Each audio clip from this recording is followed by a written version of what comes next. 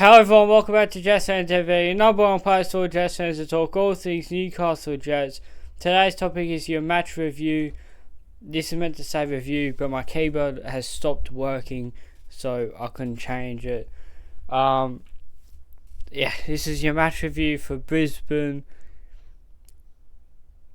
versus Jets. What an absolute horrible game.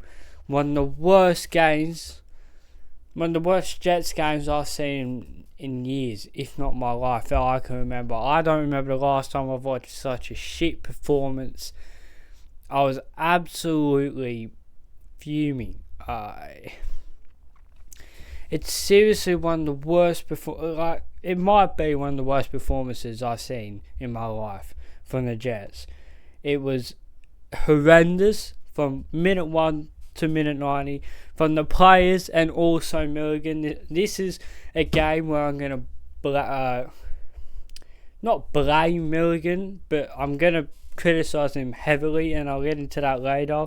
I was absolutely fuming with his tactics in this game and the fact that he stuck with it for 80 minutes. I was absolutely fuming. So a 3-0 loss to Brisbane at Sunshine Coast Stadium.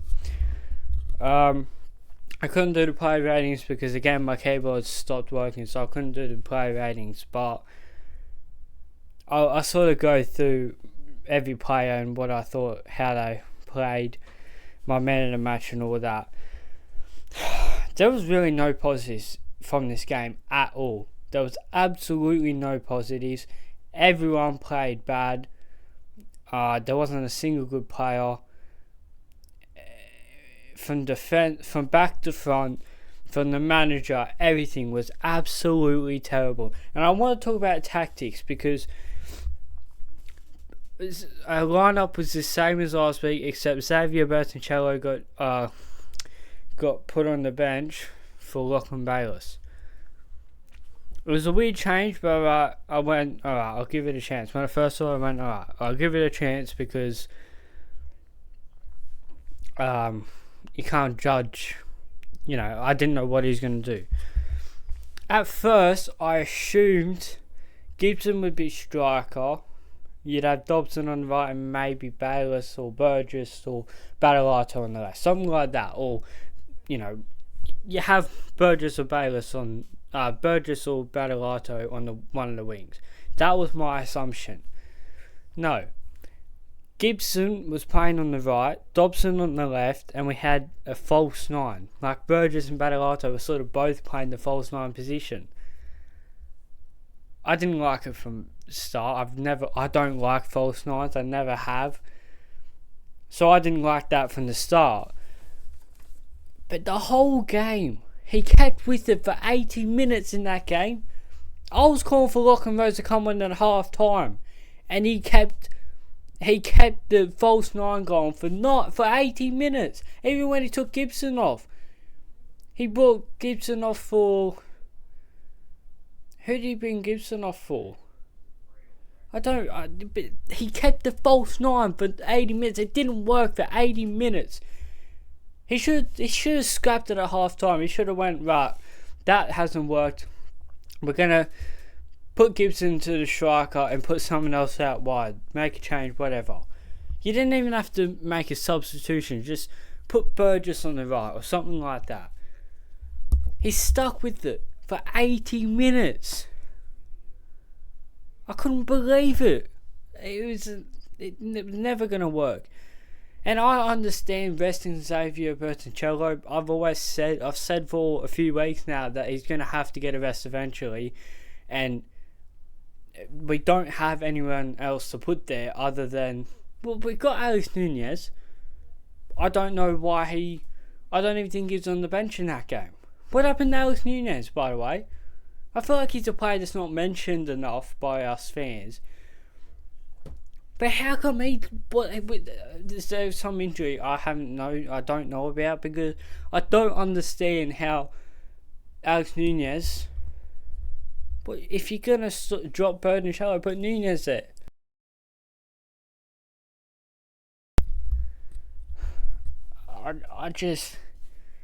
I I think Milligan had a poor performance from the sidelines. It's the first time I'm saying that. It was an absolute shambles from the false nine, and his substitutions as well. He didn't make a sub until the 65th or 70th minute, I think. Or did he make a sub at half time? I can't remember. But Milligan had a poor performance. I've got to say that. You know, like I'm not Milligan out, nothing like that. I'm not gonna be Milligan out after one game, and I probably won't be Milligan out this season because I'm not gonna forget this Shari Cup,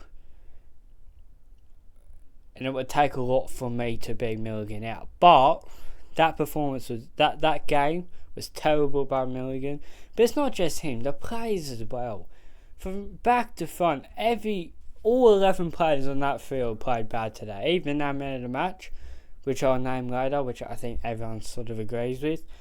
Everyone was bad. The only player I would say played well in that game was Clayton Taylor when he came on. He was our best player in the entire game, and he played for 10 minutes, 15 minutes? That was one positive. The only positive you could take from the game was Clayton Taylor returning and him playing well. I thought he was definitely our best player when he came on. So hopefully in a few weeks' time, hopefully he can be starting. But Bertoncelli needs to start next week because we can't keep going with this. We can't keep going with that false nine. We've got to scrap that. It shouldn't have even lasted 80 minutes. But if we play with the false nine again against Perth, I will lose my crap. Whether we win or not, I'm going to lose my crap. I will lose my crap. Especially if you lose. On the match review, you better tune into that because I will lose my crap if we go with the false nine again. Scrap that. I don't want to ever say that again. Get rid of it. Right, let's stop. I'll stop talking about Milligan now. I've been on about him for a little bit too long. Let's move on to the players. Delianov. Everyone here. So if you didn't watch my match review for last week's game against Sydney, I did a match ratings for every player that started the game. 6 is average, so that means 5 is bad, 7's good, 8 is great, 4 is terrible, and below 4 is like shambolic. So you probably won't ever see any ratings under 4, and you probably won't see anything over 8 either, because over 8 would be like Battleato was at 8 in the Melbourne Derby. I mean the game against Victory, and he scored a hat-trick, and he's only great, and he played really well that game. So he was an 8 in that game. So you won't see anything over 8. You won't see anything over 4, under 4 most likely. I'm just going to go quickly through this because I don't have the graphics there. Delianov, he had a crap game. I'd give him a 5, letting 3 goals. Probably should have done better on some of them. It wasn't his fault, like the defence was crap, but I'd give him a 5. And I don't think he had a terrible performance, but as I said, no one had a good performance. So I'd give him a 5. Wilming, he had a terrible performance. I'd give him a 4. 4.5. Won't give him. Yeah, I'd give him a 4.5. I think Wilming was crap. Defensively and going forward, there's one moment where I remember where he's on the edge of the box and he either has to cross or shoot, and he does both. Like he gets it over the bar.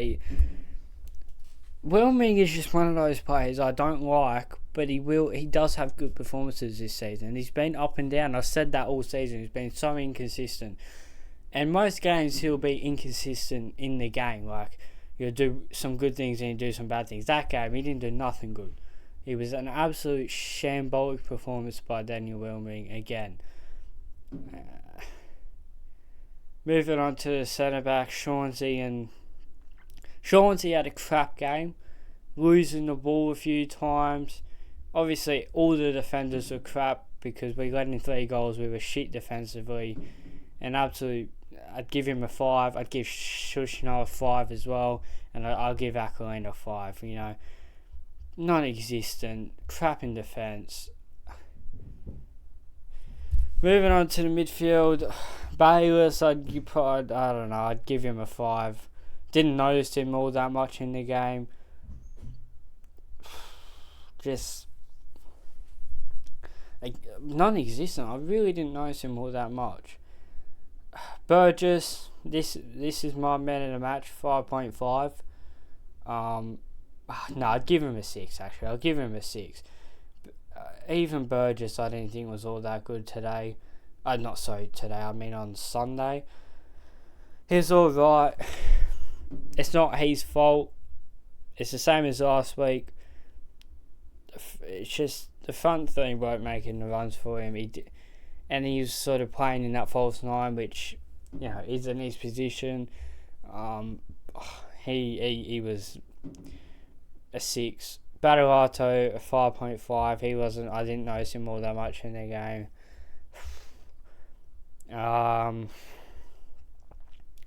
Who else do we have? We have Ben Gibson. He was absolutely crap. Probably our worst player on the field. I gave him a 4.5. I'd give Gibson a 4. I'm going to give Gibson a 4. Ben Gibson today, I keep saying today, on Sunday, was absolutely terrible. Terrible. Constantly losing the ball. Anytime he got it, losing the ball, not making the right decisions, not making the runs. So many mistakes from him. It was a terrible performance by him, and by no means am I calling him a shit player. He's still young, and he still scores a lot of goals. There's no doubt about that. And he was playing out of position as well, by the way. But he had a terrible performance and shouldn't be playing in that position ever again. So it's not his fault. It really isn't his fault. Another one was Dobson. I thought he was okay. I'd say he's probably a 5.5 as well. No. I'd give him a 5. He had a crap game as well, but all the players had a crap game. It's not just Dobson. It's not just Gibson. It's not just Wilming. It's not just Shushna. It's not just Chauncey. It's the whole entire team. Even Burgess, who was a man of the match, was average in my opinion. I don't think he played that well.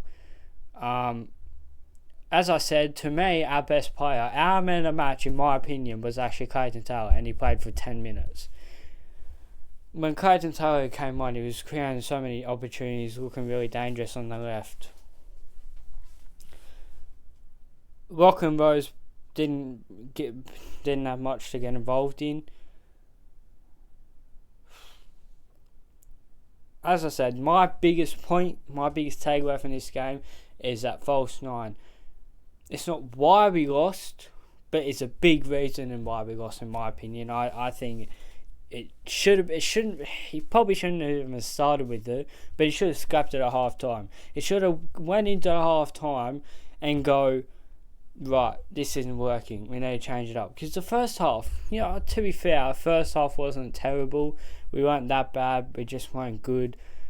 Brisbane weren't playing that well. It was a very drab game of football. But the second half was terrible. Absolutely terrible. The second half was probably worse. Just nothing was working until Clayton Taylor came on, really. That's it for me. I've rambled on a lot, sorry, and this is on Tuesday, so this is a couple of days after the game. I'm just fuming about it. I really am fuming. It's really worrying as well when you look at the league. I think we're sitting in 8th or something like that, 9th maybe. Mariners are above us. Mariners, who lost their head coach a week before the season started, who were, tipped to be down near the bottom, struggle this season. They've had a better start than us. In fact, we aren't 8th. We're 10th. We're 10th. The only two worse teams than us. The only two teams that have had a worse start to the season than us this season is Perth and Wanderers, who haven't won a game yet. And it's just absolutely shocking. It's got to improve. This was meant to be a really positive season. At least I was so confident coming to this season. Really optimistic. The most optimistic we have been as fans for years. And it's just been sucked out of us. You can't have any sort of optimism or hope or confidence with the Jets. They just take it away from you all the time.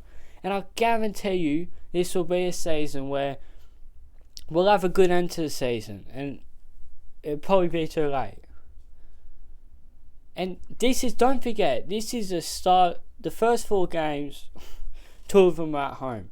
Out of the first 10 games, I think we have 5 or 6 of them at home. We had the Victory, we had Sydney, we had Perth, we had City.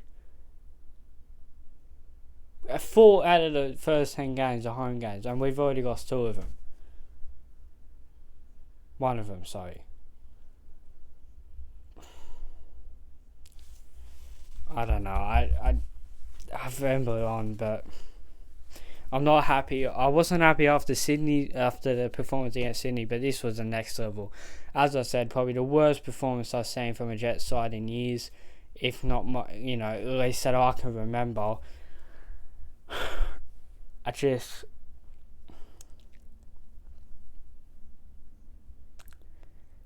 There's a lot that needs to change from that game. The false 9 needs to be scrapped. Players need to improve. Yeah. Let me know your thoughts down below. Sorry for the player ratings not working. It's a bit scrambled. Hopefully I'm going to have to try and find a solution to this keyboard, whether I buy a new one or something. But thank you for watching. If you like the video, make sure you hit the like button, hit the subscribe button. We're trying to build a community for all Jets fans to talk all things Newcastle Jets. I just picked up this hoodie, Australia Cup Finals hoodie for my birthday yesterday. Really enjoying that. I really do like it. Anyway, thank you for watching. Until the next one, I'm out. Peace.